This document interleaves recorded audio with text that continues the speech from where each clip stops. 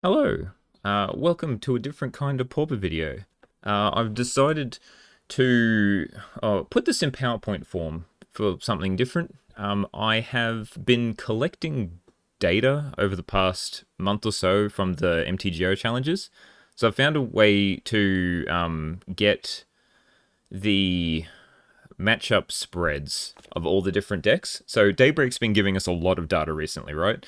So last year I would always, after each challenge, watch everything and like watch all the replays for any challenges that I entered and like record the decks, because Wizards only ever gave us like the top 32 of every event. So we're missing a lot of like, we didn't know how represented the meta was, right? Now they give us 5-0 deck lists, every 5-0 deck list. They give us every deck that ever entered the challenge. It's quite amazing, right? But the thing they don't give us is they don't give us who played who. And if we don't know who played who, we don't know what's beating what. So I've been finding that out. So I've managed to take screenshots of every challenge over this data period of time. So I think it's roughly 5 weeks, and I thought I'd share my findings. In total, so we've got almost 1,000 players and almost 3,000 matches across these. I think it's like 18 challenges across these 5 weeks. So it's a pretty decent sample size, I would like to think. So why am I doing this?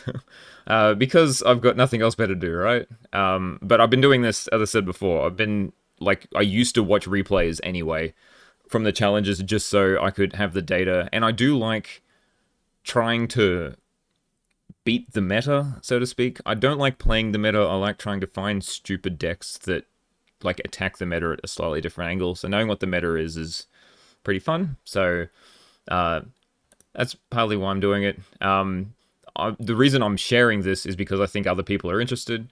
I'm doing it for my own selfish reasons, but other people like data. I know there's at least 2 people that want to see this data, and instead of just releasing spreadsheets, I thought it'd be cooler to put it in PowerPoint form. And as I said with before, that I like to attack the meta from several different angles. So maybe if I show that how the meta is shaking up currently this is challenge meta only, by the way. So like you can't see what are in leagues, right? Leagues are a different beast. People can play whatever the hell they want, and they seem to do all right? Challenges, you got to play something for 6 rounds, and you bring your A game because you want to win. The prizes are good. So I think challenge representation is more spikier than league representation. So take this with a grain of salt. But this is league meta only. I mean, not league meta. This is challenge meta only. And we'll see how the meta's shaking out. I've done a lot of this manually, inputting the data. So some of it may not be completely accurate. Like I may have mislabeled a deck as instead of Dimir Terror, it's Dimir Control. I noticed after I did a lot of things that I'd put one Familiar's deck as Jeskai Ephemerate for some reason. I don't know why, but I've done everything I can to double check and make sure what I've input is correct, but some things may slip through. But a lot of it's going to be, when you got over like 3,000 matches, close to 3,000 matches, surely like the errors won't affect it too much. So what I want to start off with is the meta. So there's an obvious 5 decks that are like jumping out above everything else in terms of play percentage. You can see this like almost 40% gap from the 5 to the lower one. So this is the reason why I changed. This is why I delayed this by a week. I had this sort of ready, and then the meta almost changed within a week. So I'm like, well, I'll put this in and show. So I had this as a big 4. Now it's a big 5. You can probably guess what these is, but I'm going to reveal them one by one. If you can try and figure out which one of like who's at the top, I'm going to reveal them in terms of like play percentage. So I'm going to go from top to bottom. But I've decided to call them all nicknames just to keep the surprise. So I've got the King, the Gambler, the Menace, the Worker, and the new threat. So these are my big five, right? So we're going to start off with the Menace. And we all know what the Menace is, right? It's the Red Menace, Kadotha Red. It's been around for a while. It sticks around. It's cool. It had the most at 103. The next one only had 101, so it's not too far off. Like, it's only just over the top. It is not doing fantastic. So there's like, what, a 40 match discrepancy between wins and losses. So yeah, it's the most played deck. It has a winning record against only one of the other big five. So it's only winning record against one of the four because it has an even matchup against itself, right? And two of them are very unfavorable. I'm not going to reveal what they are. They'll get revealed once I go through the rest of them. And because I can see who's played what, I can see what this has done well against. So also take these. So some of these are going to be small sample sizes, right? So this is an 8-1. So let's say Cycle Storm got lucky 3 times, right? You get rid of this, you change this to 5, this goes up to 4, then it's almost even.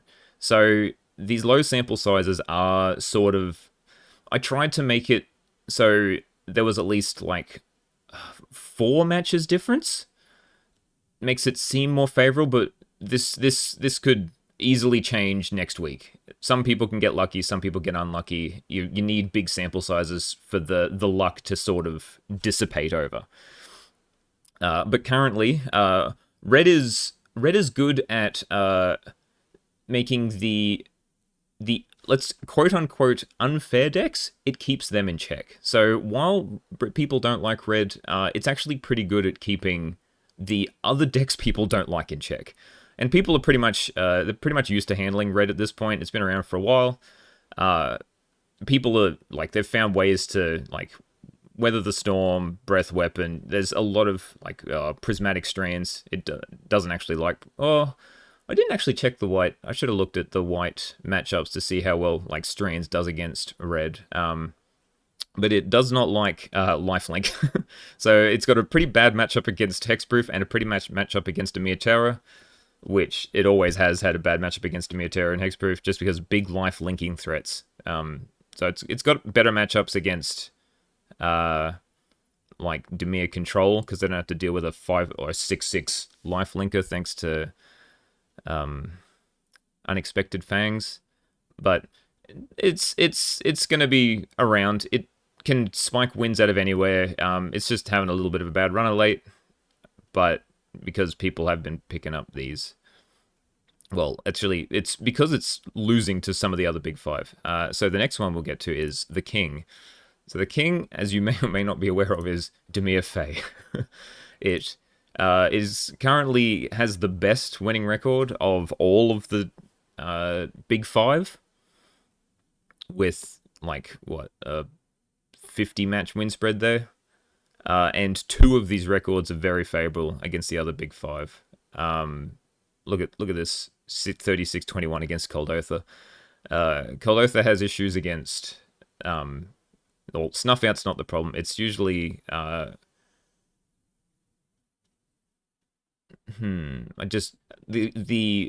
spell starter sprite, because everything they have costs 1. So spell starter sprite's pretty good against them, and just 2-for-1 removal spells, and they do have issues against Murmuring Mystic and whatnot as well. Speaking of Murmuring Mystic, Dimir Fae, that's its major weakness from what I can see. So Jeskai and Dimir Control, it's got as I said, take these as a grain of salt. As soon as you shift 2 wins to here, it becomes almost even. But I think that's the main way of beating Fae currently. Easiest way is Murmuring Mystic, and these also have a combination of sweepers, right? This one has Breath Weapon, this one has Suffocating Fumes, both of which are good against Fae. But Fae just absolutely dominates, I wouldn't say dominates, but it seems to be good against poor walls. Just absolutely dominates walls. Cycle Storm and Poison Storm. I've tried to play Cycle Storm against Fae, and just the perpetual, just having counterspells all the time. So it's like just turn one Fey into a ninja, and then just draw in more counterspells. Cycle Storm can't handle like more than 2 counterspells. Poison Storm's the same. If you just stop them from poisoning you at this first place, or just stop their draw 3s, they can't really do much, right? So Demir Fey's good. On to the next one. We have the Worker, which is Golgari Gardens. So when I did this before, Golgari Gardens actually had a winning match win percentage. It was like 51. So this last weekend wasn't that great to it. But it has the same 2 favorable matchups as Demir Fey. So the decks that are bad against Snuff Out, it seems to be. Except for Kuldotha. So Kuldotha's good against Snuff Out. It's just bad against, I think it's the sideboard mainly of Gardens. Well, they've got Crypt Rats, so they can sweep. So they just got to hope they don't get burnt out. And which they've got like 4 Weather Storms to stop that. And then once the Weather Storms are in the deck, then Black usually has a good chance. It's pretty even against the other 2 of the big 5. So Fey, it's pretty even. Like 1 more match and it's almost even. It doesn't seem to be great against counterspell decks. So look, Demir Control, Jeskai, and non-creature decks. So Turbo Fog. I play a lot of Turbo Fog. I find Gardens easy. It just can't beat it. To be honest, it has Crypt Rats in the initiative, but it's just too slow to stop Turbo Fog. And same with Poison Storm. It's too slow. Like it relies on killing creatures, and so like Demir Control that relies on 1 Murmuring Mystic, and then pretty much any removal spell you use on it just gets countered. And Jeskai just relies on Ephemerate loops. So, well, same with Murmuring Mystic, I guess. Maybe Murmuring Mystic is the key. I don't know. But it beats decks that are reliant on like 1 or 2 creatures. Hexproof it was sort of even against, just because it runs a decent amount of edicts, and I guess Crypt Rats also helps there. But Terror and Walls, poor Walls, just cannot handle a Snuff Out to save its life. Yeah, onto the Gambler. This is the deck everyone loves to hate, right? It's a blue-white glitters. So it is having an abysmal time at the moment. So it's like it easily has the worst win rate of the big 5. It also has one of the worst win rates in the meta, except for poor Walls, which I may get to at the end. I'm not entirely sure. Because as you could tell from 2 decks just absolutely smashing it at this point in time. So this deck is very vulnerable to Snuff Out, just like Walls. So it's, look at this, almost 50% more losses than wins against Fey. It's slightly better against Gardens, because Gardens are a bit slow. If they don't hit the Snuff Out, then they just... Or they have the Metallic Rebuke for the Snuff Out, then they'll get there. But Gardens has too much removal to usually die to this. It's currently even against Kuldotha. Just, like, it depends on the pilot. You've got to hold up the removal spell at the right time to get the glitters, and Kuldotha has a better clock overall. And it depends. Like, I can block ninjas. They can kill one of the things to make of One Mind worse, and Kuldotha usually brings in like Gorilla Shamans, and I think they got a better like sideboard spread than Blue White, even though they can bring in Hydro. The only one, like, is it Control? I think it was like 7-4 against Is It Control, but then I took it out because just 2 more wins to Is It Control and it makes it even, so I didn't even worry about actually putting it in there. But the problem is this deck has really fallen off. So last weekend it only had 6 pilots, and you know why?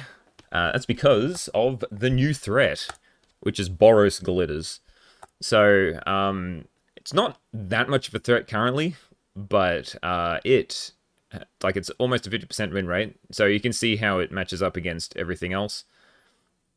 So it's pretty even against Fey Gardens. It just smashes Glitters, the blue-white version, currently, which I think is pretty funny. So I guess because it has its own sort of hasty, it's got its own Ginger Brute, and it just has, like, it's got the red interaction that Kuldotha has to give it sort of, and it sometimes runs Journey to Nowhere to be able to handle, like, the glittered up creature. And it just draws so many cards. And I don't think Glitters, like Blue-White, can deal with flyers.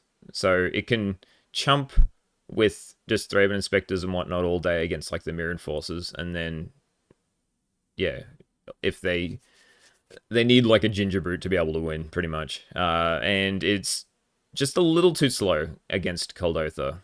Like you'd think a 8 Inspector deck would be good against Coldotha, but as I said, look, four wins to Coldotha and then it becomes even. It's hard to tell, but currently Coldotha's slightly in the head. Yeah, its current worst matchups that I could see were Hexproof and Goblin Combo, where it's like taking a decent hit. So Goblin Combo is just hard to interact with. You need like 3 pieces of removal and or graveyard disruption, and or a quick clock. Which I mean, this sort of does with Glitters, but this could just be Hamado just having an absolute tear. Hexproof, it has no interaction for Hexproof, so it needs to outrace, and if it can't, then it also runs auras, so it makes Ancestral Mask good, and it doesn't run any edicts. Like, and I think they've even might have shafted on some of the enchantment hate recently because Hexproof died off, so that's why it's beating it. It currently has a worse percentage than Boros Synth if you add the glitters. Like, the differences between the two decks isn't too much. It's mainly just like this runs glitters and Wedding Invitation and some Ginger Brutes normally, and Boros Synth doesn't have. Oh, and then Boros Synth either adds like another creature, so like Seeker of the Way, which does help against Coldotha, and oh, I can't remember what else it actually adds. Like Makeshift Munitions, just some more sort of tech cards than just going for the lethal kill. People are scared about this deck. It seems to be like doing all right, but it doesn't seem to be dominating, which should make people less concerned, I guess. So now that we've covered the big 5, let's just look at the rest of the play percentages.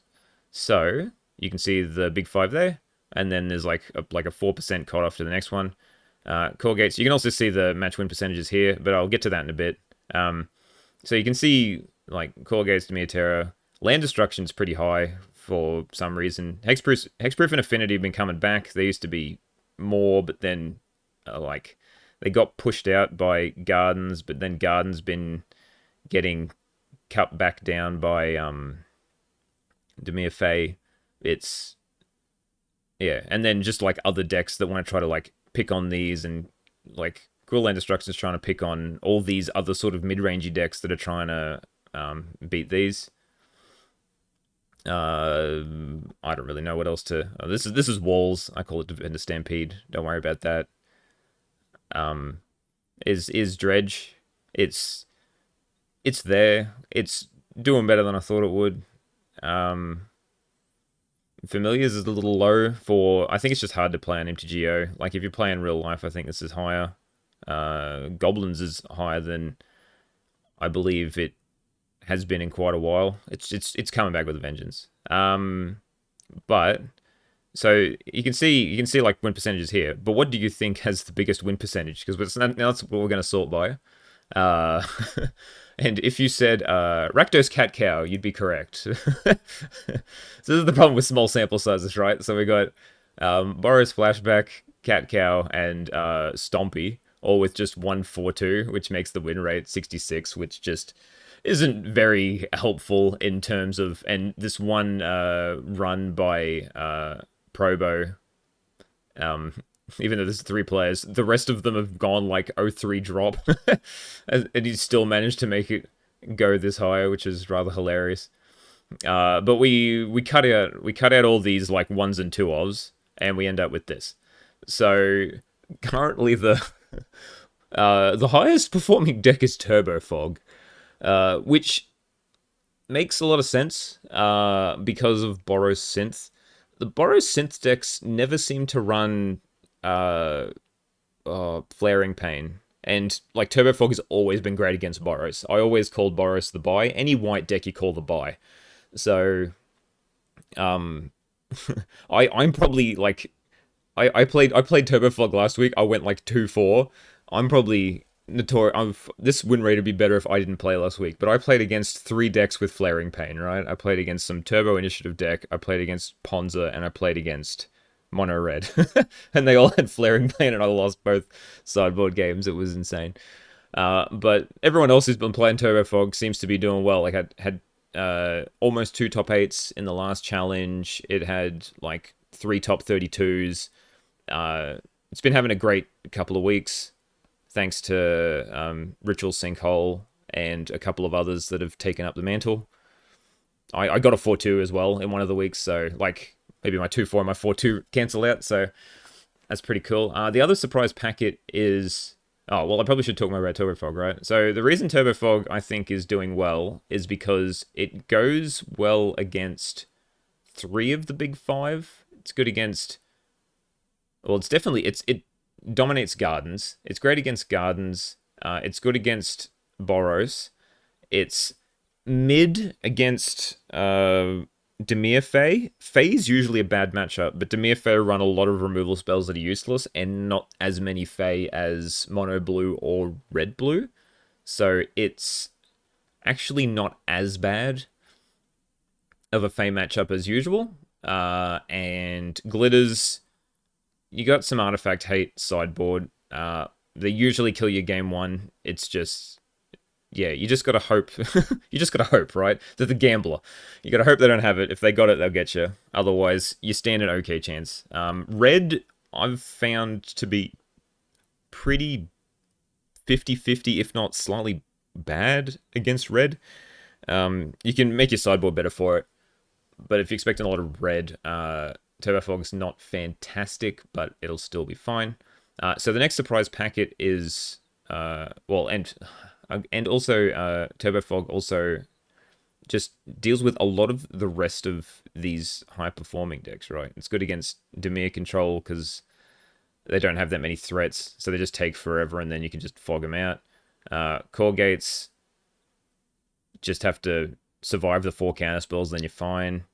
It's bad against... Its worst matchup is Jeskai Ephemerate Turbo Fog. It's 0-5 currently, so I can't deal with... Ephemerate loops, so it's bad against Ephemerate and Familiars, but Familiars sometimes just draws themselves out and you can manage to snipe them, or most of the new Familiar pilots aren't that good at time management, I've found, so you may be able to time them out too. So that's why Turbo Fog's doing alright. Goblin class combo, so Hamada's been on quite a tear. He's just been meeting everything. If you know how to play it, if you know how to... And a lot of people don't know how to play against it, is the other thing too. Like, you can bide time, just store up everything you need to go in hand, and then you can survive like 3 removal spells on a combo turn. The deck is pretty resilient. Campo also had some success. It beats a lot of... just mid-range grind. Sometimes you can just combo people out. It's good deck. And then, so you can see like Dimir Phase here, right? So it's easily the highest of the big 5. But there's a lot of other like middling things in between. The one deck I really want to point out is Core Gates, right? Everyone thought Core Gates is bad, but it actually seems to, like, it's got a decent win rate against most things. And, like, it's almost 50-50 against all of the big 5. Like, this deck is just... I think people just don't like the play pattern. It's just monotonous, I think. But the deck is good.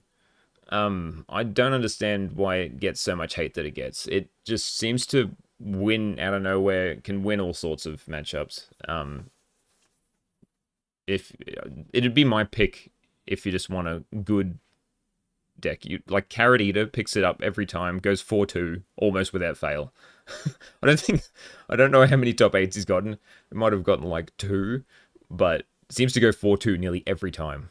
Deck is just consistent pile. Highly recommend. Just Go Ephemerate has some really weird...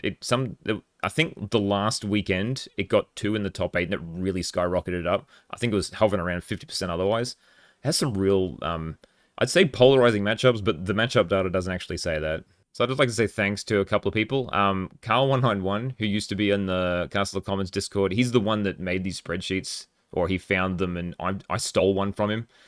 I tried to contact him in the past like month. He's unavailable, but I'll still give him a thanks because I stole his spreadsheet to be able for me to find all this data. Proproteus for organizing the data. I wouldn't be doing any of the data stuff if it wasn't for his spreadsheets in the Castle of Commons Discord server. Kali Kai's just because he does the deck list Tuesday, Trophy Tuesday. There we go. Which is sort of inspired me to do this. So this is sort of like a meta-analysis. Not showing any spicy brews. I probably could, but I think he covers most of it anyway. Spyro's Bike, just I watch his spoiler videos that are in the form of this PowerPoint, so that's why I wanted to put his name there. Daybreak Games for keeping MTGL alive.